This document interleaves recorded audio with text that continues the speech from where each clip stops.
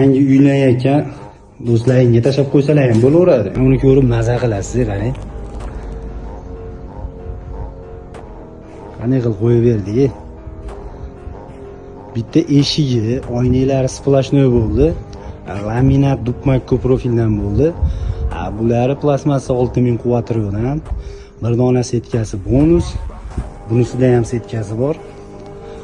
Ham yonga, ham tepaga ochiladi.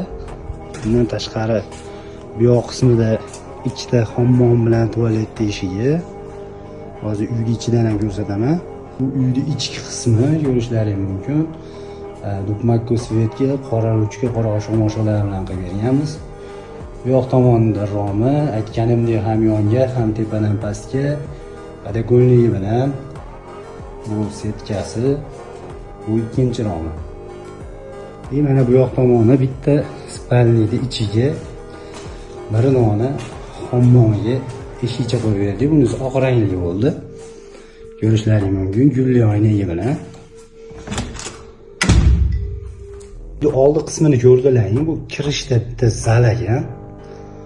Mana bu yoq tomonda bitta eshik, bitta rom qo'yishibdi. Bu menimcha mehmonxona bo'ladi. Bu yoq qismi bitta rom, bitta eshik, bu spalni. Bu ichkaridagisi. Hammom. Yangi uylanayotgan do'stlaringga tashlab qo'ysalar ham bo'laveradi. Uyni mana shunday qilib chiroyli qursa, menimcha ixchamgina bo'ladi. Maqsadlariga doim harakatda bizni kuzatishda davom etinglar. Jami summasi 12.600.000 so'm bo'ldi. Sog' bo'linglar. Bundan ham manfaatli videolar sizlar uchun qo'yib boramiz. Tanishlaringga yoki bo'lmasa akfa qo'ydirmoqchi bo'lgan tanishlaringga bemalol jo'natib qo'ysalar ham bo'ladi.